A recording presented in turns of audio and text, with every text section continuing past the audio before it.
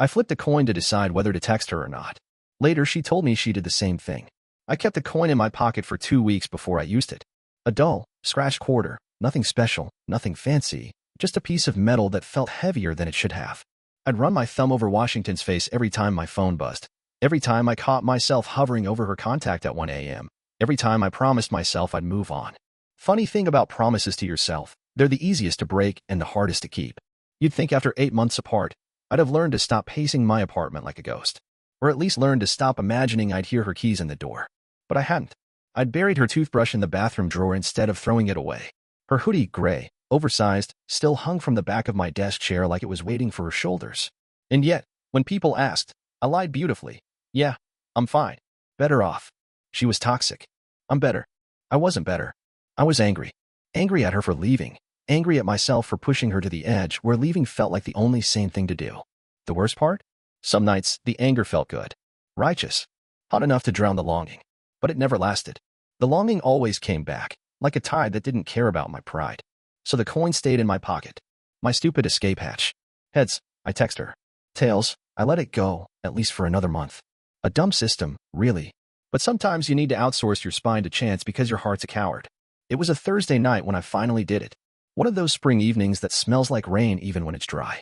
I'd been staring at the TV for 3 hours, not watching it. Some reality show, people screaming at each other about cheating and lies.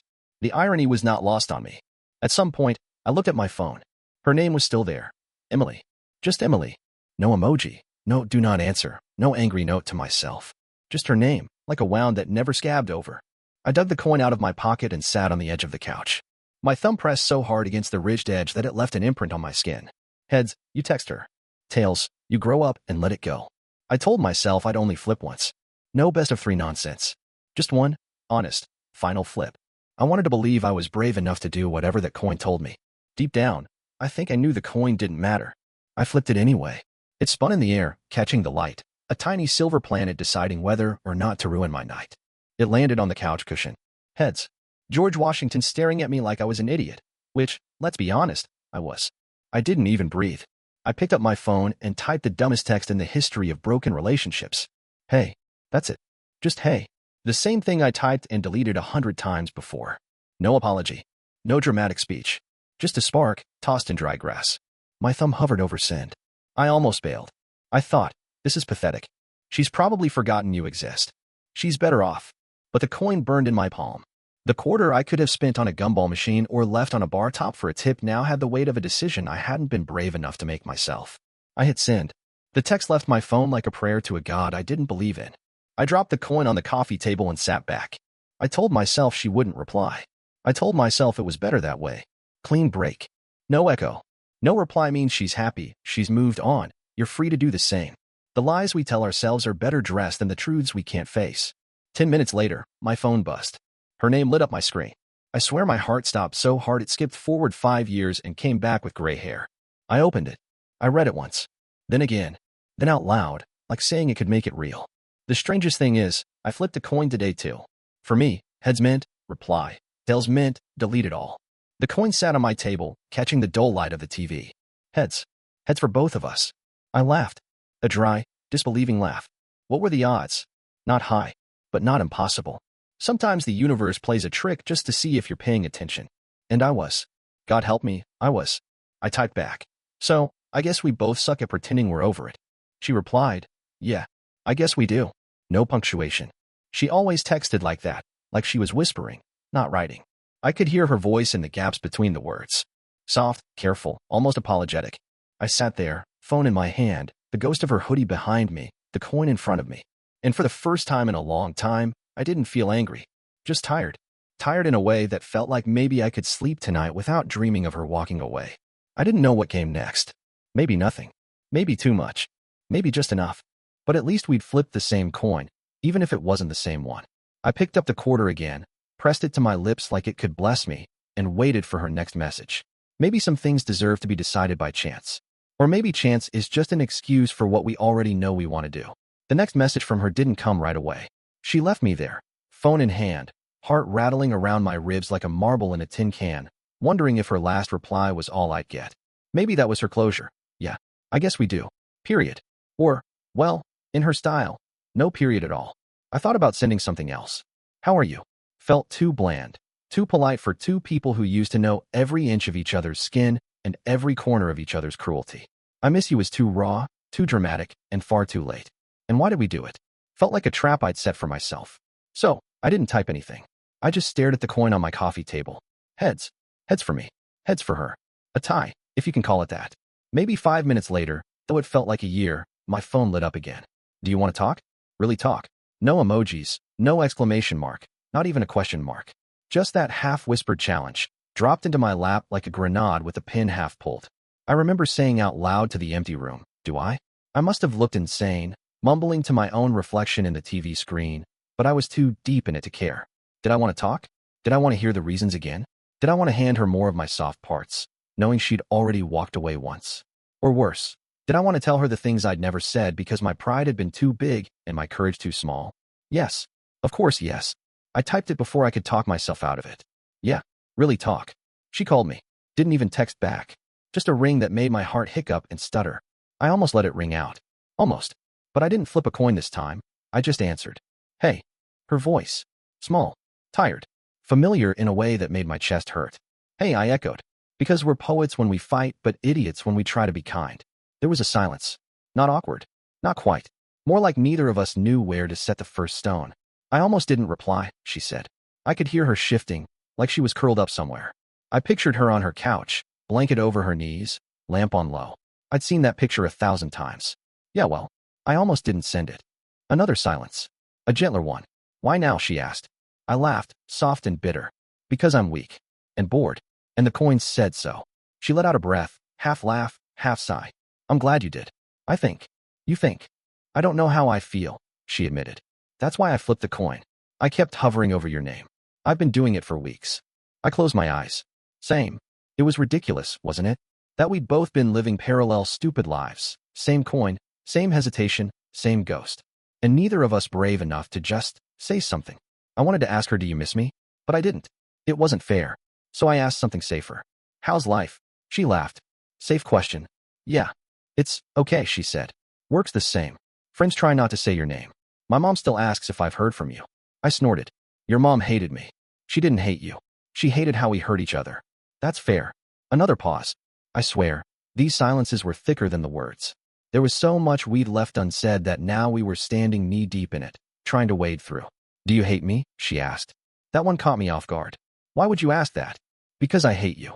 Sometimes, she said, and her voice cracked a little. And then I don't. I think about you walking around your apartment, probably still wearing that ugly robe, probably still leaving your coffee mugs everywhere. Hey, the robe is a classic. It's disgusting. I smiled. God help me. I smiled so wide my cheeks hurt. I hate you too, I said. Sometimes. Good. Good. We both laugh, the kind of laughter that sits on top of tears, the kind that knows it's temporary. I asked her the thing that had sat in my throat like a stone for 8 months. Why didn't you come back? She breathed out through her nose. Because I knew you wouldn't ask me to stay. She was right. I wouldn't have. Not then. I'd let her walk out the door, suitcase bumping her thigh, tears choking her voice, and I'd watch her go like it was some kind of test I was too proud to fail. You wanted me to stop you. Yeah. I couldn't. I know. There it was. The thing we'd needed to say, but never did. Not an apology. Not forgiveness. Just the simple fact of it. The weight of our shared stubbornness, our twin failures. You seeing anyone? I asked, partly to hurt myself, partly to fill the space. No, she said. You? No. Another silence. This one felt different. It felt like a door closing quietly, without a slam. I don't want to get back together, she said, and her voice was steady now.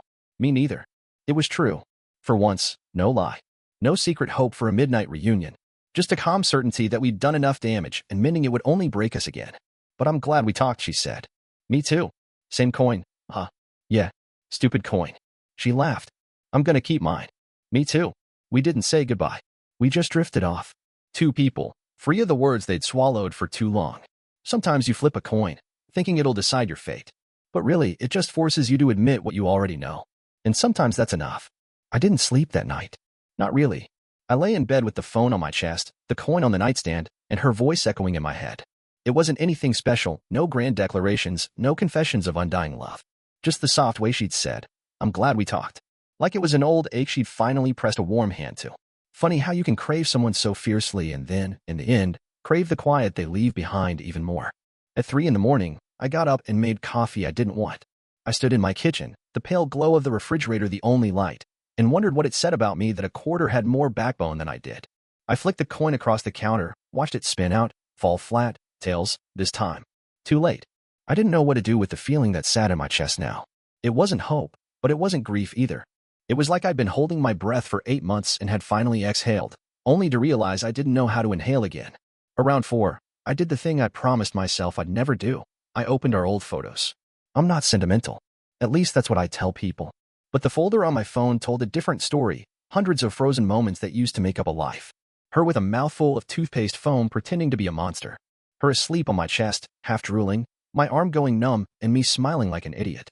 Her middle finger aimed at me across a beach bonfire because I wouldn't stop taking pictures. I didn't cry. I don't think I had it in me. I just scrolled and let each photo remind me that we hadn't always been miserable. That for a while, maybe longer than we deserved, we'd been stupidly, painfully good for each other. Until we weren't. It's easy to hate the person who leaves. Easier than admitting that sometimes you made them want to leave. I'd done that slowly, like dripping water carving out a canyon. My silence. My defensiveness. My talent for weaponizing distance until she felt like an intruder in her own home. She'd done her share too. I'm not rewriting the story to make her a saint. She could cut with her tongue sharper than any knife. She knew exactly where my insecurities slept and would tap them awake when she was scared of losing the fight. We were so good at being cruel. But we were good at being kind, too. It's just that the cruelty always shouted louder. I put the phone down when the sun started bleeding into the sky. My apartment looked uglier in daylight. The hoodie still draped over the chair. The toothbrush still hidden in the drawer. Relics of a war I hadn't buried. I made a decision then. Not dramatic, not tearful, just practical. I put the hoodie in a bag with a few other things of hers that had survived my half-hearted attempts at moving on. A paperback novel she'd read half of and left on my nightstand. A silver ring she used to wear on her thumb. A tiny bottle of cheap perfume she'd once said made her feel dangerous. I tied the bag shut. The toothbrush went in the trash. The smell of mint hit me when it landed, and I laughed. Bitter, but clean. I thought about texting her. Do you want your stuff back? But I didn't. I knew she didn't. And I didn't need to give her another reason to talk to me. We'd had our talk. The coin had done its job. Instead, I sat on the floor with the bag between my knees and the coin in my hand. I flipped it again. Heads, I keep it. Tails, I toss it. It landed heads. Of course it did. Stupid piece of metal. I tossed it in the bag anyway. Let it keep her company. By afternoon, I walked the bag to the thrift store down the block. The cashier didn't even look inside. She asked if I wanted a receipt. I said no. I stepped back out into the June sun, lighter by a hoodie, a ring, a toothbrush, and a coin that had lied to me about what it could fix. I wish I could say I felt triumphant, or reborn, or some nonsense you read on motivational posters. I didn't. I just felt neutral. A man missing a piece of himself he'd finally decided he could live without. That night, I didn't text her. She didn't text me. No coins left to flip, no ghosts left to feed. Instead, I met up with Paul, my oldest friend, at some grimy bar we used to haunt before we all started pretending we were grown-ups. He ordered a round of cheap beers and asked if I'd heard from her. Yeah, I said. We talked. He raised an eyebrow. And nothing, I said. We talked. That's it. He nodded like he understood, though I knew he didn't really. Paul never got why we were so tangled up in each other. He thought love was easy, or at least easier than we made it. I envied him that. We drank. We lied about how good we were doing. We bitched about our jobs. It felt normal. Good, even. When I got home, the apartment felt bigger. Still empty, but not haunted. No coin in my pocket this time. No secret wish for her key in the door. Just me. Just the silence. Just the smallest sense that maybe tomorrow I wouldn't check my phone for her name. It turns out a coin doesn't decide your fate. It just reminds you that you always knew what you wanted. Or what you didn't. Sometimes you flip it, not to choose, but to find the courage to do what you'd been too scared to do. And sometimes that's enough. I didn't know how long I'd wait for another message from her. Some stray word in the middle of the night. Some excuse to pick at the scab we'd just let close. But days passed, then a week, then 2. Nothing. No, hey, just thinking of you. No photo of some old inside joke. No breadcrumb to follow back to the place we just burned down for good. And to my surprise, I didn't break. The ache was there, sure, some habits die ugly, but I didn't crumble under it. I didn't reach for my phone in the dark, hoping her name would flicker on the screen like a lifeline. I didn't flip coins to test my resolve. I just let the quiet stay quiet. I still thought about her. Of course I did. You don't carve someone so deep into your days and nights without leaving hollows where they used to live. I'd catch myself setting out 2 mugs instead of 1. I'd reach for my phone to send her a stupid meme about something only we would find funny.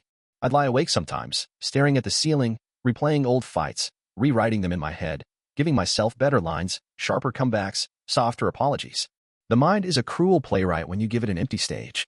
A month after we'd talked, our coin flip confession, I found myself outside the coffee shop where we'd met. Not on purpose. I was just wandering, pretending to have errands, letting the city drag me around by the collar like an obedient dog. And suddenly there it was, that tiny place with the bad lighting and worse pastries, the rickety tables where we'd sat on our first date and spent an hour pretending the coffee wasn't awful just so we didn't have to leave each other's company. I stood across the street, hands stuffed in my pockets, fighting the old temptation to walk in and half hoped she'd be there. Of course she wasn't. She wasn't that kind of ghost. She didn't haunt places, only people. I pulled out my phone, thumb hovering over her name. The message wrote itself in my head. Hey, I'm outside that cafe where you made fun of me for putting sugar in my espresso. Do you remember? I could see her smile, the teasing spark in her eyes. I could almost hear her. You ruined good coffee. I should have known then you were a lost cause. We would have laughed. Maybe we'd have met for one last cup of watery coffee, one more polite hug, one more reminder that this thing between us didn't need to be dragged any further than we'd already dragged it. But I didn't type it. Or rather, I typed it, read it, then deleted it. Because what was the point? We'd had our last word. The coin had done its job. To reach out again would have been cheating. Not just on her, but on me, on this fragile, uncertain piece I'd finally managed to scrape together out of all our broken bits. So I just stood there, watching strangers go in and out. Happy couples, tired baristas, people hunched over laptops pretending to work while spying on each other. None of them knew there was once a war fought at that second table by the window. None of them knew how many times we'd sat there in awkward silence, fingers grazing over mugs we no longer had anything to say into. None of them knew we'd once believed this place was the start of forever. I turned and walked away. That's it.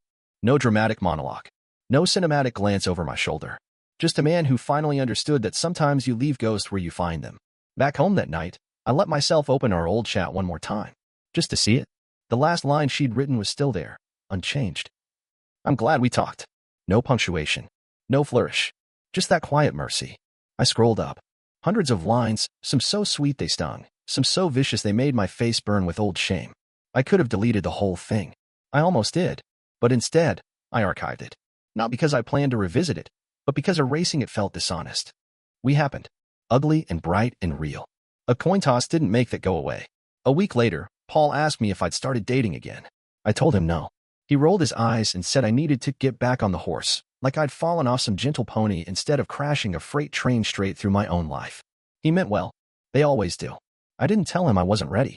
I didn't even tell him I might never be the same version of myself I was before her, and that was okay. Some people act like you're supposed to heal from heartbreak the way you heal from a sprained ankle. As if you should wake up one day with the swelling gone, good as new, ready to run laps around your old mistakes. But love doesn't work like that. You walk with a limp forever, whether you admit it or not. A month turned to 2. The hoodie didn't reappear. The toothbrush didn't magically crawl back from the trash. The coin stayed gone, probably in some thrift store's junk drawer now, or maybe in a stranger's palm, waiting to decide some other idiot's fate. And her? She stayed gone too. Not out of malice. Not out of punishment. Just because that's how it had to be. Sometimes I still think about flipping another coin. Heads I reach out, tails I stay quiet. But I don't carry quarters anymore. And I know how it'd land anyway. Some decisions don't need chance. Just courage. Or maybe mercy. Either way, I'm okay. Or as close as I'll ever get. I don't know exactly when she stopped being the first thing on my mind in the morning. I wish I could tell you there was this grand moment, some cinematic sunrise where I woke up, stretched, and thought, hey, I don't miss her anymore. But life doesn't hand you clean chapters. It just blurs the ink until you squint at the page and realize you're already halfway through the next one. It was late July when I finally noticed. I woke up, rolled over, and for once, the emptiness beside me didn't feel like a question mark. Just a fact. The same way the coffee table is scratched, the bathroom light flickers, the neighbor's dog never shuts up at 2 a.m. Ordinary loneliness, not the sacred, haunting kind that used to come with her ghost attached. It wasn't that I didn't care anymore. I did. If you asked me today, I'd still tell you she mattered more than I'll probably ever admit out loud again. But that night when we talked, the coin night, something shifted. We gave each other back our words. We let the poison out without drinking more of it. And then we left each other alone. No burning it all down for a second time just to prove we still knew how to start fires. Sometimes I wonder if she still has her coin. If she keeps it in a drawer somewhere next to old receipts and loose buttons, a tiny reminder that once, just once, she left our fate a chance too. Maybe she threw it away the next morning. Maybe she doesn't need the reminder. Maybe she's better at letting things die than I am. A few weeks ago, I ran into someone who knows her, a mutual friend who didn't pick sides when we split. He mentioned her name like it was a test balloon, floating it in the middle of small talk to see if it would pop. "She's good," he said when he saw my eyebrows lift. "New job. Looks happy." I smiled. Said I was happy for her. Which, to my surprise, was mostly true. Not the forced lie I used to spit through my teeth when people asked. Just a soft truth. I want her to be okay. I want her to be somewhere laughing too loud about something I'd never understand. He asked if I wanted her number. I laughed. Told him I had it. Which was also true. I do. I always will, until I change phones or drop mine in the ocean or throw it into traffic like I probably should have months ago. But I won't use it. Not again. I don't need a coin to tell me that. Last weekend I cleaned out my closet. One of those aggressive Sunday purges where you find shirts you forgot you owned and pants that don't fit anymore but you keep just in case you wake up 2 sizes smaller by magic. At the bottom of a box I hadn't touched in years, I found an old envelope. Inside photos. The real kind, printed on cheap glossy paper. Us on a camping trip where it rained the entire time. Us in Halloween costumes we'd spent a month planning. Us on the couch, blurry, half out of frame, her face pressed into my neck because she was mid-laugh. I sat on the floor and thumbed through each one. No tears, no dramatic soundtrack swelling in the background. Just this quiet warmth and a pinch of ache, the same way your knee twinges when it rains. A reminder that what happened mattered. Even the ugly parts. I didn't throw them away. Didn't burn them or cut them up or bury them under new memories like a coward. I put them back in the envelope, sealed it up, and shoved it onto the top shelf. Not because I'm clinging, but because I'm done pretending it didn't shape me. People love to talk about closure like it's a finish line you cross and suddenly you're healed, reborn, ready to love again, ready to be loved again. But I think closure's quieter than that. It's not fireworks. It's not a coin toss. It's a series of small, unremarkable moments, a text you don't send, a photo you don't delete, a ghost you don't invite back in when you're lonely. It's standing at the window one night, watching the city lights flicker on like 1,000 tiny promises, and realizing you're not waiting for her keys in the door anymore. If I saw her again, I don't know what I'd say. Probably nothing she hasn't heard already. Maybe we'd nod at each other like strangers who share a secret they don't need to repeat. Maybe we'd smile. Maybe we wouldn't. Either way, there'd be nothing left to flip a coin over. Sometimes I still find quarters in my pockets, change from a coffee run or some bar where I still tip too much out of guilt. I flip them out of habit, just to feel the weight. But I don't assign them meaning anymore. Heads, tails, it doesn't matter. Some things deserve to be left alone once they're free. And her? She's free. So am I. Maybe that's the only ending that ever mattered. So here's to the coin that didn't decide our fate. It only reminded us we still had one. And that, in the end, was enough.